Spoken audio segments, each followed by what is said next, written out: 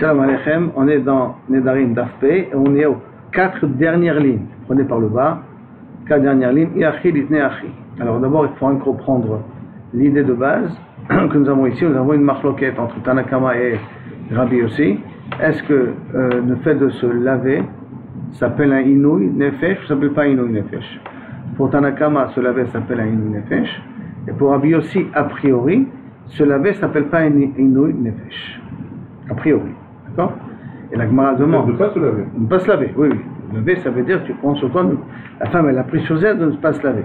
Si je me lave aujourd'hui, je ne me laverai pas l'Aolam. D'accord? Alors la Gemara demande, sur le langage de Rabbi Yossi. Dans la Mishnah, Rabbi Yossi a dit le langage suivant. Amar Rabbi Yossi, en elu nidre inouï nefesh. Ceux-là, ce ne sont pas des nidre inouï nefesh. La Gemara demande, si d'après Rabbi Yossi, il n'est pas choshesh, le fait de se laver s'appelle pas inouï, Iachi litne achi. Amar, Omer, Rabbi Yossi Omer, Tnaïze, ce tnaï-là, en bo inouï nefesh. Il n'y a pas de chien inouï nefesh. C'est-à-dire bien que le tnaï qu'il a fait, que si je me lave, je ne mangerai pas des fruits, léolam. Ou là, en tout cas, le plus précisément, si je me lave, je ne me laverai pas à vie. D'accord? Il aurait dû dire en bo inouï. Il n'y a pas dessus de inouï nefesh. Il n'aurait pas dû dire le langage de en elu nidre inouï nefesh. Ce ne sont pas nidre inouï nefesh. C'est pour cela qu'Amogar va changer. Et là, de Amarta, comme ça il a dit. Hanaat rechitza alay. Je m'interdirai de me laver à vie, léolam. Im echat hayom. Pas comme on avait dit si je me lave. Si aujourd'hui je me lave, alors je ne me laverai pas léolam. Et Rabbi aussi, ça va, nivoul de chadioma losh menivoul. Rabbi aussi pense que ne pas se laver un jour, ce n'est pas la fin du monde. Jusqu'à maintenant, on avait pensé que ne pas se laver du tout, ce n'est pas la fin du monde. Non. Rabbi aussi, il est d'accord que ne pas se laver du tout, c'est la fin du monde.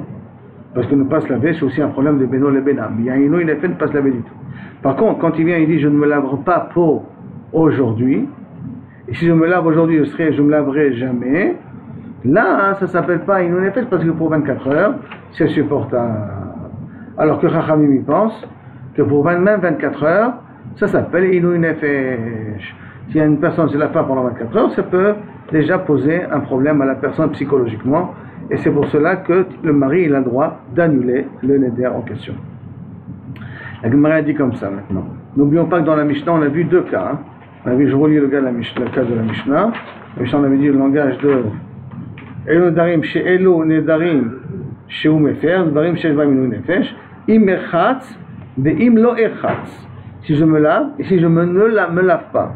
Donc on vient de parler maintenant de le cas si je me lave. Si je ne me lave pas, d'accord? Sur quoi comment il est composé le neder maintenant. Donc shenit, im echatz. Maintenant ça c'est le premier cas. Im lo echatz echidami. Si je ne me lave pas, comment il est le neder? Comment il faut le définir? Ilima, si tu vas me dire, de Amra qu'elle a dit, Teaser, Anaat, Rechitza, Leolam, je m'interdirai de me laver, Im lo echatz hayom, si je ne me lave pas aujourd'hui, si c'est ça le neder qu'il a fait, on est à la troisième ligne là-bas, dans P. Amoudbet. Donc, la malé afara, pourquoi tu as besoin de me faire? Petite sachi, qu'elle a qu'à se laver aujourd'hui, et le neder, il sera le tna, il va automatiquement être annulé. Je n'ai pas besoin d'être me faire quelque chose qu'on peut arranger très facilement. Qu'est-ce qu'il a dit? Im lo echat, si je ne me lave pas. Si je ne me lave pas, je me laverai jamais. On ne te lave pas. Ou si je ne me lave pas, alors lave-toi. Et tu as le problème. Tu n'as pas besoin de me faire pour ça.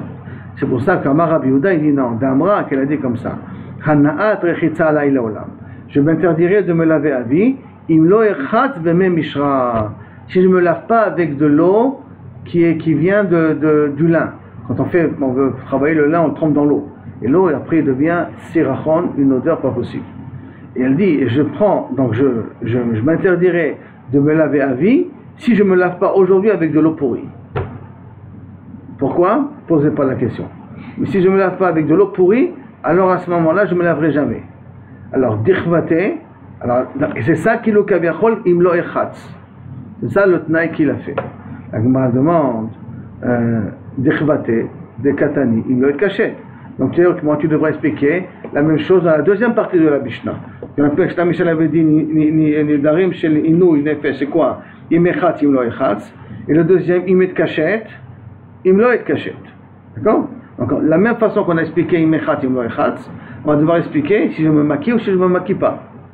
D'accord? Et donc, la Gemara dit comme ça. Et ça doit être le même cas de figure.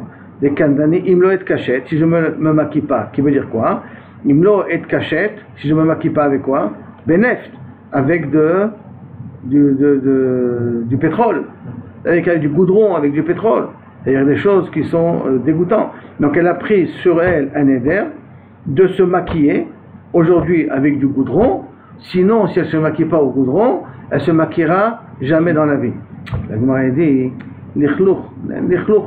c'est pas, ça s'appelle pas un kishout. Se maquiller avec du neft, avec du pétrole, avec du goudron, ça ne peut pas se maquiller. Donc ton pshat à toi ne marche pas. Et quand ton pshat à toi ne marche pas, il faut réexpliquer donc le din de Imechat, Imlo Echatz d'une autre manière. Et la Amarava, on change la girsa ici, d'accord, c'est pas Rav Yehuda, la Amarava, de Amra, elle a dit comme ça. Comme ça, il faut comprendre la Mishnah. Hein. Amra, Hanaat Rechitza Leola Malay. Je prends sur moi de jamais me laver. Im Echatz Hayom, si je me lave aujourd'hui.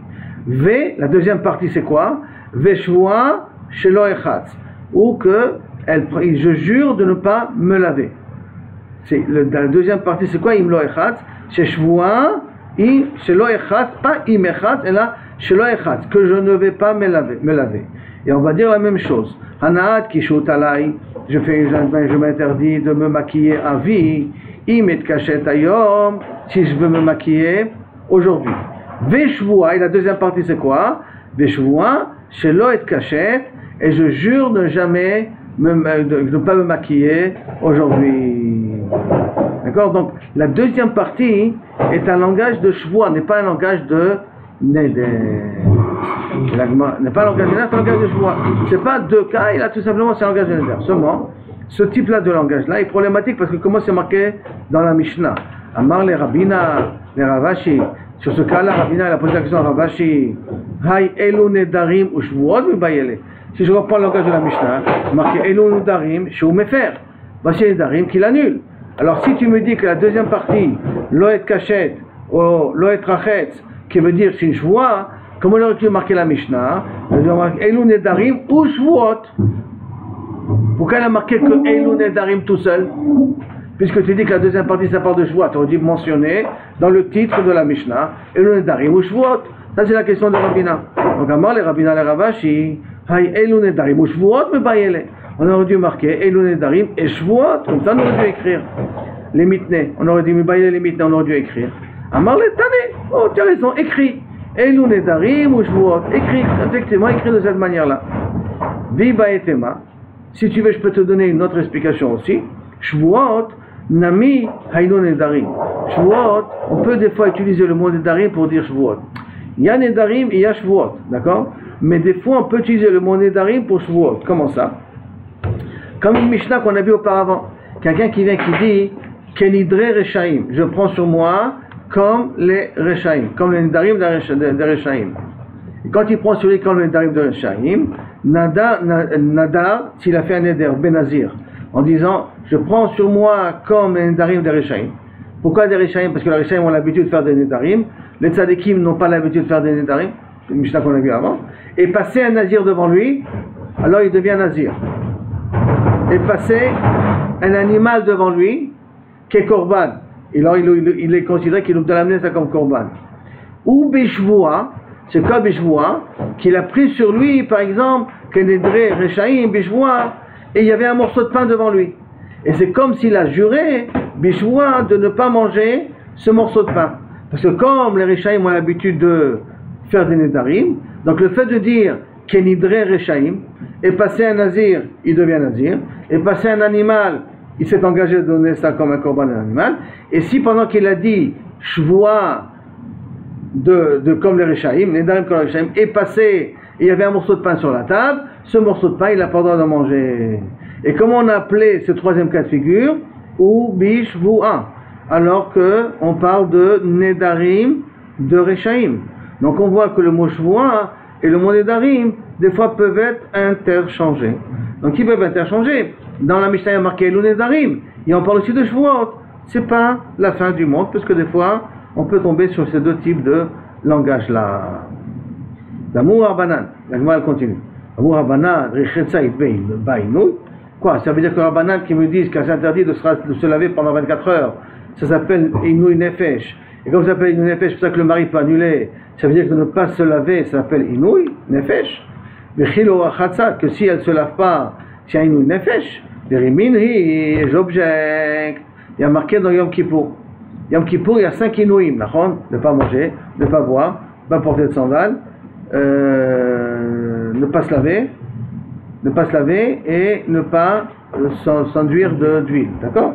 Il y a 5 interdits. Il y a marqué dans la Mishnah, Afal pi she'asur bekulam, bien que les 5 sont interdits, en anosh karet, quand est-ce qu'il a chayav karet, et la beochel, s'il mange, choté, s'il boit, beochel melacha bilva. Évidemment. Tashmish Amita. C'était le 5e Tashmish Amita, parce que s'enduire de l'eau, c'est comme se laver. Comme manger des fois qu'ils disent. Avec Tashmish Amita qui est aussi interdit. Et Ose Melacha, ça peut travailler aussi mamash. Hein. Donc ça fait 6 en vérité. Il n'y a pas que ça fait 6 en soi. Mais ça peut être Ose Melacha, ça peut être Tashmish, ça peut être aussi Beder Klas, ça peut être aussi mamash travailler. D'accord? En tout cas, ce sont toutes ces choses-là qu'on n'a pas le droit de faire. Martha, et si tu me dis qu'il aura Khatsa et Kainouï, et si tu me dis de fait de ne pas se laver, il y a un Inouï, Biyam Kippourim, qui rachas le Chayav Karet, que s'il s'est lavé, t'inquiète, mais Chayav Oto Karet. Pourquoi? Parce que qu'est-ce qu'il dit le passo? Benitem et nafshotechem, Bayon Asiri, Bayon Machiv, Teanu et nafshotechem. Il y a marqué Teanu et nafshotechem. C'est-à-dire tout ce qui est un vrai Inouï, c'est l'interdit de Yom Kippour. Or, un vrai Inouï, on a dit manger, la brûle. Un vrai Inouï, boire. On a dit. Si on dit Osem Melacha, c'est Tashmish, alors un vrai Inouï, c'est Tashmish aussi. Ok. Donc celui qui le fait, il est Chayav Karet. Pas de problème. Mais si on est en train de dire là maintenant que se laver, c'est aussi un vrai Inouï, puisque le mari, même pour 24 heures, il peut annuler le Neder, comment ça se fait que quelqu'un qui se lave Yom Kippour, il n'est pas Chayav Karet? On est d'accord sur la question? C'est bon? Je la reprends la question. Qu'est-ce qu'on vient de dire auparavant? Que pour Rabbanan, si une femme elle fait un éder de ne pas se laver pendant, si je lave aujourd'hui, ou je me lave pas aujourd'hui, si je me lave aujourd'hui, alors je me laverai jamais. Et on a dit que le mari peut, d'après Rabbanan, le mari peut annuler. Pourquoi? Parce que ne pas se laver pendant 24 heures, ça s'appelle un inouï. Ne pas se laver, ça s'appelle un inouï. Donc ça s'appelle un inouï. Quelqu'un qui se laverait pendant Yom Kippour, il transgressait, Venitem et Nafshotechem. S'il transgresserait Venitem et Nafshotechem, il devrait être Chayav Karet. Pourquoi la Mishnah elle a dit que Chayav Karet c'est uniquement Shtia, Achila et Osem Melacha? Si ne pas se laver, ça s'appelle un inouï. Qui ne pas se laver, ça s'appelle un inouï. Ça rentrerait dans le din de Inouï Nefesh. Du Pasuk, Venitem et Nafshotechem. Alors pourquoi celui qui se lave à Kippour, il n'est pas Chayav Karet? Et la Vadaï, que ça ne s'appelle pas un vrai Inouï. Si ça ne s'appelle pas un vrai Inouï, alors pourquoi le mari peut annuler? Ne pas se laver pendant 24 heures, ça ne s'appelle pas un vrai Inouï. Alors pourquoi le mari peut annuler? Ça c'est la question que la Gemara demande. Amarava, Inyana Dikra. Il faut être médaillé bien dans le pasuk lui-même. Degabe Yom Kippour Dichtiv Te'anu et Nafshotechem. Faites souffrir vos nefashot, vos corps. Milta de yada inouï, quelque chose qui voit qu'il y a inouï.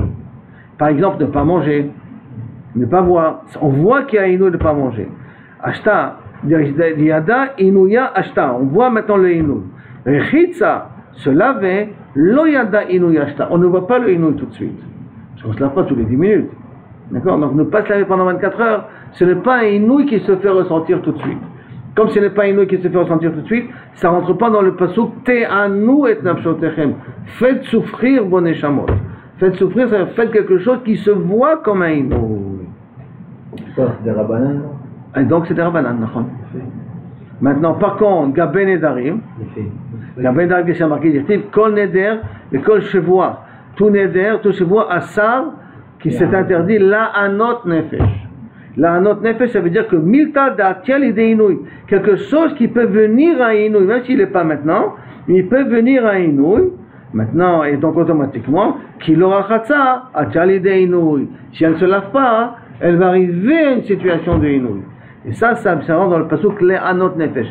Pas te anou, faites quelque chose dont on voit, mais quelque chose qui peut avoir potentiellement un inouï. Or, ça veut dire que Rechitsa peut avoir potentiellement un inouï, c'est pour ça que là, le mari peut annuler le neder de sa femme. Jusqu'à là, on est d'accord? Tu vois, rien? Ouais. On avance. Donc ça veut dire que les inouïs du Orata, oui. C'est Ochel, Chia, et Tashmish, je sais pas, Asiyat Melacha peut-être plus. Bon. Okay. Mais Tashmish, ça se voit pas. C'est pas quelque chose qui se voit forcément. Ça ne va pas, mais c'est un inouï. Ouais. Oui, comme il faut savoir, c'est un inouï aussi. On a un truc avec inouï, donc c'est-à-dire sans d'huile. C'est comme manger.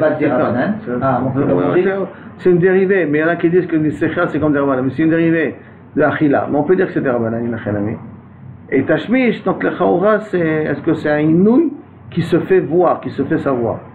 Peut-être. Contrairement à se laver. Il a un besoin. Il a un besoin. Non, que lui il sait. Il a peut-être un besoin. C'est un besoin qu'il ressent maintenant. C'est un besoin, mais c'est aussi un inouï, même si c'est un besoin. Et qui s'abstient, donc il est mis en état de son. Ouais. Donc ça s'appelle de Oraïta. D'accord, donc ça s'appelle de Oraïta. Ça s'appelle de Oraïta, c'est ça que ça veut dire. Alors que se laver, tu ne le vois pas maintenant. C'est à la fin de la journée, quand tu ne t'es pas lavé, tu t'aperçois que Zeksat caché le kham. Maintenant la Gemara vient. Rami de Rabbi Yossi de Rabbi Yossi. Attends.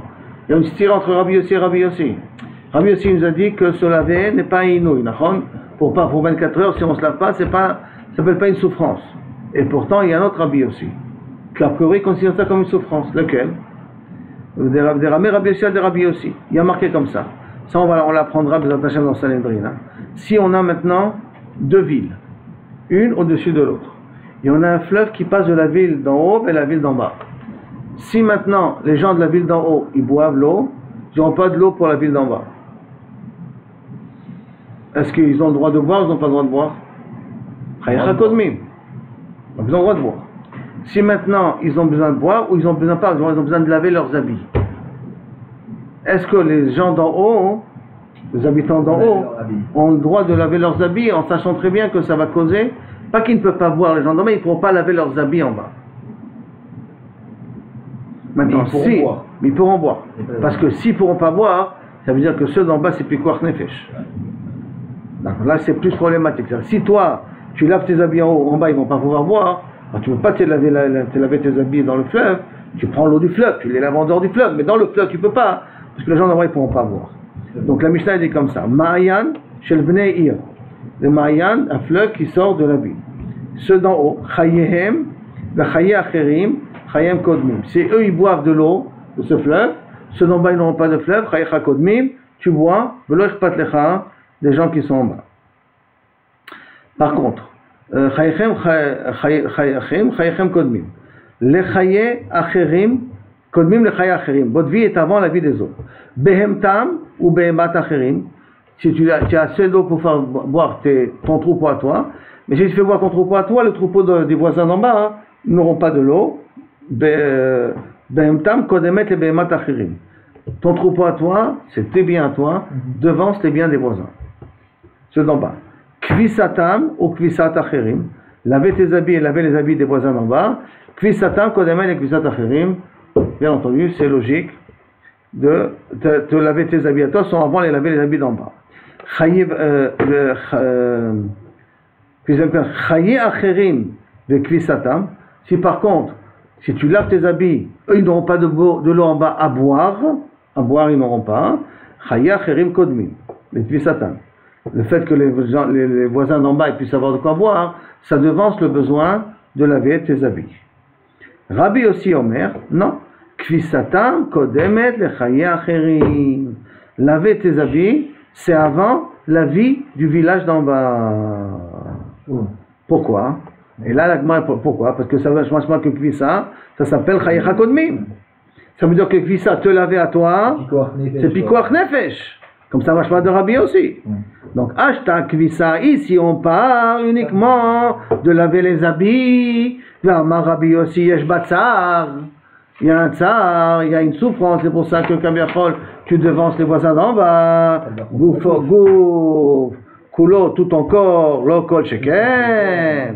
Donc, il faut raison. Donc, on voit que Rabbi Yossi considère que ne pas se laver ici, ça s'appelle un vrai inouï nefesh. Un vrai in. Il dit oui, c'est vrai pour Rabbi Yossi. Kvissa, alima les Rabbi Yossi. Kvissa, c'est plus fort pour Rabbi Yossi. Pourquoi? Parce que Shmuel, il y a une règle médicale. Dans Mar Shmuel, hay irvu vita de recha. Si tu te laves pas la tête, et si la personne il a des poux et de tout dans la tête, matiale l'idée à vira. Ça risque de t'amener à être aveugle.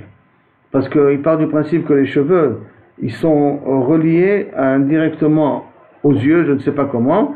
Comme la Gemara a dit, je crois dans Baba Batra, si je ne me trompe pas, que si tu avais deux cheveux dans le même trou, alors la personne, elle aurait été devenue aveugle, parce que ça lui aurait puisé toute l'énergie, ou un truc de ce genre. En tout cas, d'après Shmuel, le fait de ne pas se laver les cheveux risque de rendre la personne aveugle quelque part. Et je vous viens. Que la Gemara n'a même pas la possibilité que ceux qui sont en bas, ils vont aller se déplacer pour prendre de l'eau en haut. Pourquoi ils attendent? Parce qu'ils n'ont pas assez, il n'y a pas assez. Prends les initiatives. Mais tu n'as pas le droit, tu prends mon eau. Si tu vois, tu vas venir, moi j'aurai moins d'eau. Les rivières, je n'ai pas compris. Elle passe. T'as la chance qu'elle passe par ta ville. Elle passe par la ville. Moi, on est propriétaires premiers. On peut faire un barrage.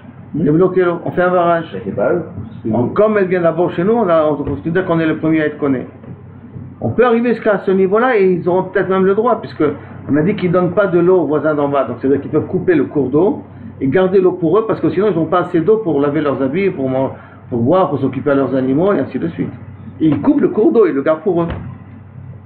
Le village d'en bas, il est chez Ubebaya. Deuxième problème, Ariouvuya des Mané. C'est bizarre que la Gemara ou les Chachamim ne puissent pas trouver une possibilité. Ils ne sont pas mis pour la Là c'est vraiment une halakha froide.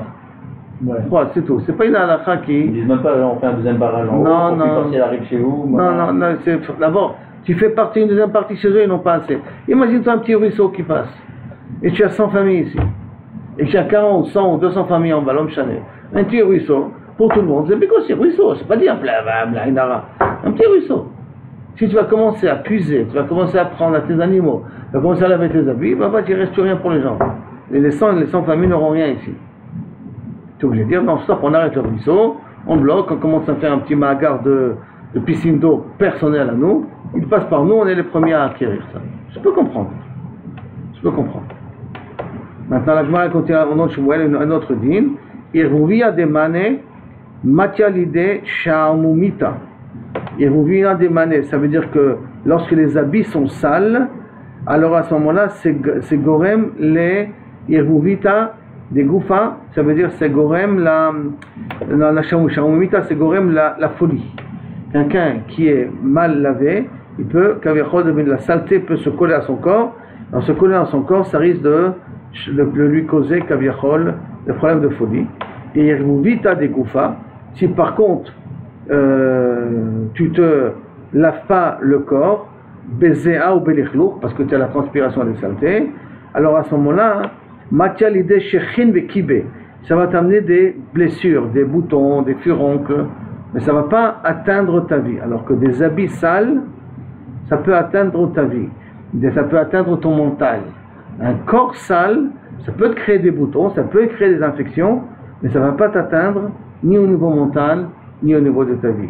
Donc si on se base sur Shmuel, ça voudrait dire donc que avoir les habits propres, c'est plus important que se laver, parce que de boire, parce que si Chaz Veshalom, j'ai pas des habits propres, je vais perdre la raison. Ça m'assert. Donc ça devient un pikoach nefesh aux personnes. C'est pour ça que pour Rabbi aussi, ceux qui ne lavent pas l'en haut, ceux qui ne lavent pas leurs habits, c'est plus important que donner à boire aux gens d'en bas. Mais ça c'est pour laver les habits. Mais pour boire, ça veut dire pour ne pas se laver, pour ne pas se laver.